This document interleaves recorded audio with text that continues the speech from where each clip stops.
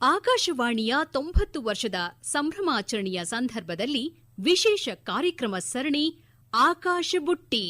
ಆಕಾಶದೀಪವು ನೀನು, ನಿನ್ನ ಕಂಡಾಗ ಸಂತೋಷವೇನು. ಈಗ ಕೇಳಿ ಆಕಾಶವಾಣಿಯ ನಾಟಕ ಕಲಾವಿದರಾದ ಹರಿಶಂಕರ್ ತಾಳ್ಯ ಅವರೊಂದಿಗೆ ಸಂದರ್ಶನ. ಸಂದರ್ಶಕರು ಜಾಂಪಣ್ಣ ಆಶಿಹಾಳ್. ನಿನ್ನ ಕಂಡಾಗ ಸಂತೋಷವೇನು. ಇವತ್ತಿನ ಆಕಾಶ ಬುಟ್ಟಿ ಕಾರ್ಯಕ್ರಮದಲ್ಲಿ ನಮ್ಮ ಜೊತೆಗಿದ್ದಾರೆ ಆಕಾಶವಾಣಿಯಲ್ಲಿ ಪ್ರಸಾರವಾಗುವಂತಹ ಅನೇಕ ಕಾರ್ಯಕ್ರಮಗಳಲ್ಲಿ ಭಾಗವಹಿಸಿರುವ ಹಾಗೂ ವಿಶೇಷವಾಗಿ ನಾಟಕ ಕಲಾವಿದರಾಗಿರುವಂತಹ ಹರಿಶಂಕರ್ ತಾಳ್ಯ ನಮ್ಮ ಜೊತೆಗಿದ್ದಾರೆ. ಸರ್ ನಮಸ್ಕಾರ. ನಮಸ್ಕಾರ ಸರ್. ತಾವು ಆಕಾಶವಾಣಿಗೆ ಬಂದ ಸಂದರ್ಭದಲ್ಲಿ ನಿಮಗೆ ನೀಡಿದಂತಹ ಈ ಕಾಂಟ್ರಾಕ್ಟ್ಗಳನ್ನು ತಾವು ಎತ್ಕೊಂಡ್ಬಂದಿದ್ದೀರಾ. ನನಗೆ ಎಣಿಸ್ತಾ ಹೋದ್ರೆ ಇದು ಏನು 100 ಆಗುತ್ತೋ 200 ಆಗುತ್ತೋ ಗೊತ್ತಿಲ್ಲ, ಕಾರ್ಯಕ್ರಮಗಳಾಗಿದೆ ಅಲ್ವಾ? 100-105 ಕಾರ್ಯಕ್ರಮಗಳಾಗಿದೆ. ಗುಡ್. ಈ ಆಕಾಶವಾಣಿಯ ಕಾಂಟ್ರಾಕ್ಟ್ಗಳನ್ನು ಅದನ್ನು ಕಾಯ್ದಿಟ್ಕೊಳ್ಳೋದು ಅದೊಂದು ದಾಖಲೆ. ಏನೇನು ನಾವು ಕೊಟ್ಟಿದ್ದೀವಿ. ಕೆಲವೊಬ್ಬರು ಆಕಾಶವಾಣಿಯ ಆ ಸಂಭಾವನೆಯ ಚೆಕ್ಗಳನ್ನು ಅದನ್ನು ಫೋಟೋ ಹಾಕಿ ನಾನು ಸಹ ಇಟ್ಟಿದ್ದೀರಲ್ಲ? ಇಲ್ಲೇ ಇದೆ, ಚೆಕ್ಕು ಇದೆ. ಭಾಳ ಸಂತೋಷ ಆಗುತ್ತೆ ಸರ್. ನಿಮ್ಮ ಜೊತೆಗಿನ ಒಂದು ಮಾತುಕತೆಯನ್ನು ನಾವು ಇವತ್ತು ಶುರು ಮಾಡೋಣ. ಏನು ಸರ್ ಇದು ಇಷ್ಟು ಆಕಾಶವಾಣಿ ಮೇಲಿನ ಪ್ರೀತಿ ನಿಮಗೆ ಯಾವಾಗ ಶುರು ಆಗಿದ್ದು? ಆಕಾಶವಾಣಿ ಈಗ 90 ವಸಂತಗಳನ್ನು ಪೂರೈಸಿದೆ. ಈ ಸಂದರ್ಭದಲ್ಲಿ ಆಕಾಶವಾಣಿಯವರು ಹಿರಿಯ ಕಲಾವಿದರನ್ನ ಕೇಂದ್ರಕ್ಕೆ ಆಹ್ವಾನಿಸಿ ನಮ್ಮ ಒಡಲಾಳದ ನೆನಪುಗಳನ್ನ, ಸವಿ ನೆನಪುಗಳು ಬೇಕು ಸವಿಯಲಿ ಬದುಕು ಎಂಬ ಹಾಗೆ ಆ ನೆನಪುಗಳನ್ನ ಹಂಚಿಕೊಳ್ಳೋದಕ್ಕೆ ಬಹಳ ಒಂದು ಅಪೂರ್ವವಾದ ಅವಕಾಶವನ್ನು ತಾವು ಮಾಡಿಕೊಟ್ಟಿದ್ದೀರಾ. ನಮಗೆ ಬಹಳ ಹೆಚ್ಚಿನ ಪ್ರೋತ್ಸಾಹ ನೀಡ್ತಾ ಬಂದಿರೋದು ಶ್ರೋತೃಗಳು. ಧ್ವನಿನಲ್ಲಿ ನಾವು ಶ್ರೋತೃಗಳನ್ನ ಮುಟ್ಟೋದಿದೆಯಲ್ಲ, ಅದು ಬಹಳ ಮಹತ್ತರವಾದ ಒಂದು ಮೈಲಿಗಲ್ಲು. ಅದಕ್ಕೆ ಒಂದು ಸಂಸ್ಕಾರವನ್ನು ಆಕಾಶವಾಣಿ ಕಲಿಸ್ಕೊಡ್ತು. ನಮ್ಮ ಭಾವ ಒಬ್ಬರಿದ್ರು, ನಾಗಭೂಷಣ್ ಅಂತ. ಅವರು ಸಹ ಆಕಾಶವಾಣಿಯಲ್ಲಿ ಕೆಲವು ಕಾರ್ಯಕ್ರಮಗಳನ್ನ ಕೊಡ್ತಾ ಇದ್ರು. ಅವರು ನಾವು ಮಾತಾಡ್ತಾ ಇರಬೇಕಾದ್ರೆ, ನೋಡಿ ಆಕಾಶವಾಣಿಯಲ್ಲಿ ಯಾರಿಗೆ ಕಲೆ, ಸಾಹಿತ್ಯ ಮತ್ತು ನಮ್ಮ ಸಂಸ್ಕೃತಿ, ಆಮೇಲೆ ಭಾಷಾ ಸ್ಪಷ್ಟತೆ ಇದ್ರ ಬಗ್ಗೆ ಅಪಾರ ಒಲವಿರುತ್ತೆ, ಅವ್ರಿಗೆ ಆಕಾಶವಾಣಿಲಿ ಒಂದು ಉತ್ತಮವಾದ ಅವಕಾಶ ಇದೆ, ಸಿಕ್ಕೇ ಸಿಗುತ್ತೆ. ನೀನ್ ಯಾಕೆ ಅಲ್ಲಿ ಹೋಗ್ಬಾರ್ದು ಅಂತ ಕೇಳಿದ್ರು. ನಮ್ಮ ಭಾವವರ ಮಾರ್ಗದರ್ಶನದ ಮೇಲೆ ಅವರು ನಮಗೆ ಸೂಕ್ತ ಮಾರ್ಗದರ್ಶಕರು. ಆಗ ಆಕಾಶವಾಣಿಯಲ್ಲಿ ಬಹಳ ಪ್ರಚಲಿತದಲ್ಲಿದ್ದಂತಹ ಕಾರ್ಯಕ್ರಮ ಅಂತ ಹೇಳಿದ್ರೆ ರಾಗಸಂಗಮ ಅಂತ. ಅದು ಚಲನಚಿತ್ರ ಗೀತೆಗಳನ್ನ ಆಧರಿಸಿ ಮಾಡ್ತಕ್ಕಂಥ ಕಾರ್ಯಕ್ರಮ. ಅದಕ್ಕೆ ಸಂಬಂಧಪಟ್ಟಾಗೆ ನಾನು ಪ್ರಪ್ರಥಮವಾದ ಕಾರ್ಯಕ್ರಮ ಕೋಗಿಲೆಯನ್ನ ಬಗ್ಗೆ ಬರೆದೆ. ಅವಾಗ ಸುಮಾರು ಜನ ನಿಮ್ಮ ಆಕಾಶವಾಣಿ ಸಿಬ್ಬಂದಿಯವರನ್ನ ನಾನು ಈಗಲೂ ಸ್ಮರಿಸ್ಬೇಕಾಗತ್ತೆ. ನಮ್ಮ ಗೋಪಾಲ್ ನಾಯಕ್ ಅಂತ ಇದ್ರು. ಅವರೆಲ್ಲ ನಾವು ಬರೆದಿದ್ದನ್ನ ನೋಡ್ಬಿಟ್ಟು, ಇಲ್ಲ ಬಹಳ ಚೆನ್ನಾಗಿದೆ, ಇದಕ್ಕೆ ಸೂಕ್ತವಾದ ಹಾಡುಗಳನ್ನ ಹಾಕೋಣ, ಇದನ್ನ ಹೀಗೆ ಬರೀರಿ, ಇದನ್ನ ಈ ರೀತಿ ಮಾರ್ಪಾಡು ಮಾಡಿದ್ರೆ ಚೆನ್ನಾಗಿರುತ್ತೆ ಅಂತ ಹೇಳಿ ನಮಗೆಲ್ಲ ಮಾರ್ಗದರ್ಶನವನ್ನು ಕೊಟ್ಟರು. ಆ ಕಾಲದಲ್ಲಿ ಒಂದು ಕಾರ್ಯಕ್ರಮದ ಜೊತೆಗೆ ನಾವು ನಮ್ಮ ನಂಟನ್ನು ಶುರು ಮಾಡಿಕೊಂಡ್ರೆ ಅದೇ ಕಾರ್ಯಕ್ರಮದಲ್ಲಿ ಹೋಗ್ತಾ ಇರ್ತೀವಿ. ಆದರೆ ನಿಮ್ಮಲ್ಲಿ ಬೇರೆ ಬೇರೆ ಕಲೆಗಳಿದ್ವು. ಸಂಗೀತ ಕಾರ್ಯಕ್ರಮದಲ್ಲಿ ಕೂಡ ತಾವು ಭಾಗವಹಿಸ್ತೀರಾ, ಅದೇ ರೀತಿ ಕಾರ್ಮಿಕರಿಗಾಗಿರೋ ಕಾರ್ಯಕ್ರಮದಲ್ಲಿ ಕೂಡ ಭಾಗವಹಿಸಿದ್ದೀರಾ. ನಾಟಕಗಳಲ್ಲಿ ವಿಶೇಷವಾಗಿ ತಾವು ಅನೇಕ ಬಾರಿ ಇಲ್ಲಿ ಬಂದು ಭಾಗವಹಿಸಿ ಹೋಗಿದ್ದೀರಿ. ನಾಟಕ ವಿಭಾಗಕ್ಕೆ ಬರಬೇಕಂತಂದಾಗ ಆಡಿಷನ್ ಪರೀಕ್ಷೆ ಪಾಸ್ ಆಗಬೇಕು. ನಾನು ಶಂಕರಪುರಂ ದೂರವಾಣಿ ಕೇಂದ್ರದಲ್ಲಿ ಕೆಲಸ ಮಾಡ್ತಿದ್ದೆ. ಕನ್ನಡ ಕಲಾ ಸಂಘದ ಸದಸ್ಯರಲ್ಲಿ ಒಬ್ಬೊಬ್ಬರಲ್ಲಿ ಒಂದೊಂದು ರೀತಿಯ ಪ್ರತಿಭೆಗಳು ಅಡಕವಾಗಿತ್ತು. ನಮ್ಮಲ್ಲೊಂದು ಗ್ರಂಥಾಲಯವನ್ನು ಇಟ್ಕೊಂಡಿದ್ವಿ. ಅಲ್ಲಿ ನಾವು ಬಹಳ ಹಿರಿಯ ಲೇಖಕರು, ನಮ್ಮ ಶಿವರಾಮ್ ಕಾರಂತು, SL ಭೈರಪ್ಪ, ಆಮೇಲೆ ಆರ್ಯಾಂಬ ಪಟ್ಟಾಭಿ, ತ್ರಿವೇಣಿ, ಇದೆಲ್ಲ ಕಾದಂಬರಿಗಳನ್ನ ಓದ್ಬಿಟ್ಟು ಅದ್ರ ಬಗ್ಗೆ ಒಂದು ಚರ್ಚೆ ಮಾಡ್ತಾಯಿದ್ವಿ. ಆ ಸಂದರ್ಭದಲ್ಲಿ ನಾಟಕಗಳು ತುಂಬ ಮಾಡ್ತಾಯಿದ್ವಿ. ನಮ್ಮ ಕನ್ನಡ ಕಲಾ ಸಂಘದಿಂದ ಸಾಮಾಜಿಕ ನಾಟಕಗಳು ಬಹಳಷ್ಟು ಮಾಡ್ತಾಯಿದ್ವಿ ಪ್ರತಿ ವರ್ಷ ಕನ್ನಡ ರಾಜ್ಯೋತ್ಸವದಲ್ಲಿ. ಆಗ ನಮ್ಮ ಮಿತ್ರರು ಹೇಳಿದರು, ನೀವು ಬಹಳ ನಾಟಕದಲ್ಲಿ ನಿಮ್ಗೆ ಒಲವಿದೆ, ನೀವು ಯಾಕೆ ಆಕಾಶವಾಣಿ ಧ್ವನಿ ಪರೀಕ್ಷೆಗೆ ಹೋಗಬಾರ್ದು ಅಂತ ಹೇಳಿದ್ರು. ಹೌದಲ್ಲ, ಯಾಕೆ ನಾನು ಆಕಾಶವಾಣಿ ಕಡೆ ಹೋಗಬಾರ್ದು? ನಮ್ಮ ಭಾವನೂ ಹೇಳಿದರು, ಇಲ್ಲ ಅಲ್ಲಿ ಪ್ರತಿಭೆಗಳಿಗೆ ಒಂದು ಅವಕಾಶ ಇದೆ, ನೀನು ನಾಟಕದಲ್ಲಿ ನಿನಗೆ ಜಾಸ್ತಿ ಒಲವಿದೆ, ನೀನು ಅಲ್ಲಿ ಹೋಗು ಅಂತ ಹೇಳಿದ್ರು. ಹಾಗಾಗಿ ನಾನು ಬಂದು 88ರಲ್ಲಿ ನಾನಿಲ್ಲಿ ಆಕಾಶವಾಣಿಗೆ ಧ್ವನಿ ಪರೀಕ್ಷೆಗೆ ನಾನು ಅಪ್ಲೈ ಮಾಡಿದೆ. 2/11/88ರಲ್ಲಿ ನಾನು ಧ್ವನಿ ಪರೀಕ್ಷೆಗೆ ನಾನು ಅರ್ಜಿನ ಹಾಕಿದೆ. 19/12/88ಕ್ಕೆ ನನಗೆ ಧ್ವನಿ ಪರೀಕ್ಷೆಯಲ್ಲಿ ನೀವು ತೇರ್ಗಡೆ ಆಗಿದ್ದೀರಾ, ನಾಳೆ ನಿಲಯದಲ್ಲಿ ಒಂದು ಕಾರ್ಯಕ್ರಮ ಇದೆ, ನೀವು ಬರಬೇಕು ಅಂತ ಹೇಳಿದ್ರು. ನನಗೆ ಬಹಳ ಸಂತೋಷ ಆಯಿತು. ಶ್ರೀಮತಿ ಯಮುನಾಮೂರ್ತಿ ಮೇಡಮ್ ಅವರಿದ್ರು, ಅವ್ರನ್ನ ಬಹಳ ಜ್ಞಾಪಿಸ್ಕೊಳ್ಬೇಕು. ಅವಾಗಲ್ಲಿ ನೀನಾಸಂ ಅವ್ರ ನಾಟಕಗಳು ಬಹಳ ನಡೀತಾ ಇದ್ವು. ನಮಗೆ ಪ್ರಪ್ರಥಮವಾಗಿ ನಾವು ಆಕಾಶವಾಣಿಗೆ ಕಾಲಿಟ್ಟಾಗ ನಮಗೇನೋ ಒಂದು ರೀತಿಯ ಭಯ ಕಾಡ್ತಾ ಇತ್ತು. ಏನಪ್ಪ, ನಾನು ಇವತ್ತು ಆಕಾಶವಾಣಿ ಧ್ವನಿ ಪರೀಕ್ಷೆಗೆ ಹೋಗ್ತಾ ಇದ್ದೀನಿ, ತೇರ್ಗಡೆ ಆಗ್ತೀನೋ ಇಲ್ವೋ, ಹೇಗೆ ನಾನು ಅದಕ್ಕೆ ಪ್ರಿಪ್ರೇಷನ್ ಆಗಬೇಕು ಅನ್ನೋದು ನನ್ನ ಮನಸ್ಸೊಳಗೆ ನಾನು ಲೆಕ್ಕ ಹಾಕ್ತಿದ್ದೆ. ಆದರೆ ಇಲ್ಲಿ ಬಂದ ಮೇಲೆ ಅವೆಲ್ಲ ಬಹಳ ಸುಲಭ ಆಯಿತು. ಇದೇ ಸ್ಟುಡಿಯೋನಲ್ಲಿ ಬಹುಶಃ ನಮ್ಮದು ನನಗೆ ಧ್ವನಿ ಪರೀಕ್ಷೆ ಆಗಿದ್ದು ಅಂತ ಅನ್ಕೋತೀನಿ. ಆಕಾಶವಾಣಿಯ ನಾಟಕ ಸ್ಟುಡಿಯೋ. ಹಾಂ, ನಾಟಕ ಸ್ಟುಡಿಯೋ. ಅಲ್ಲಿ ಆಕಾಶವಾಣಿಯ ಇತಿಮಿತಿಗಳು, ಅವರ ಎಷ್ಟು ಪಾರದರ್ಶಕತೆ ಇತ್ತು ನೋಡಿ. ನಮಗೂ ಮತ್ತೆ ನಮ್ಮನ್ನು ಆಯ್ಕೆ ಮಾಡುವವರ ಮಧ್ಯೆ ಒಂದು ಅಂಕದ ಪರದೆ ಇತ್ತು. ನಾವಿಲ್ಲಿ ಧ್ವನಿ ಕೊಡ್ತಾ ಇದ್ವಿ, ಅವರಲ್ಲಿ ನಮ್ಮನ್ನು ಆಯ್ಕೆ ಮಾಡ್ತಾ ಇದ್ರು ನೋಡಿ. ಧ್ವನಿ ಕೊಡ್ಲಿಕ್ಕೆ ಮುಂಚೆ ನಮಗೊಬ್ರು ಸಪೋರ್ಟಿಂಗ್ ವಾಯ್ಸ್ ಅಂತ ಬೇಕಲ್ಲ. ನಾನು ಮೇಲ್ ವಾಯ್ಸಲ್ಲಿ ಕೊಟ್ಟರೆ ಫಿಮೇಲ್ ವಾಯ್ಸ್ ಬೇಕು. ಪ್ರಪ್ರಥಮವಾಗಿ ಧ್ವನಿ ಪರೀಕ್ಷೆ ಮಾಡುವಾಗ ಫಿಮೇಲ್ ವಾಯ್ಸ್ನವರು ಶುರು ಮಾಡೋರು. ನಂತರದಲ್ಲಿ ನಾನು ಹೇಳಬೇಕಾಗಿತ್ತು.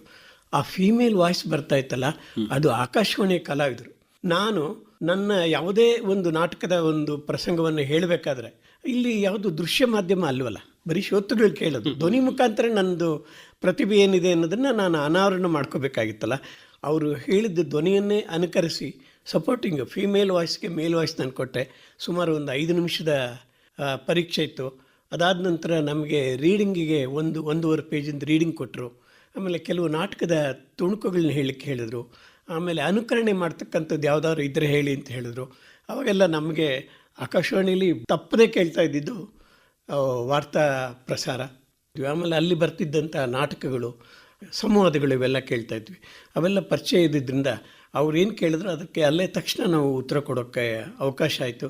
ಕಡೆಗೆ ನನಗೆ ಧ್ವನಿ ಪರೀಕ್ಷೆಯಲ್ಲಿ ಪಾಸಾಗಿದ್ದ ಮೇಲೆ ಸುಮಾರು ಕಡೆ ಅವಕಾಶ ಕೊಟ್ಟರು. ಸಾಕಷ್ಟು ನಾಟಕಗಳಲ್ಲಿ ಅಭಿನಯಿಸಿದ್ವಿ. ಅದೇ ನಮ್ಮ ಕಲಾ ಸಂಘದಲ್ಲಿ ನಮ್ಮ ಸದಸ್ಯರು ಬಹಳ ಅಭೂತಪೂರ್ವವಾದಂಥ ಸಹಕಾರ ಕೊಟ್ಟರು.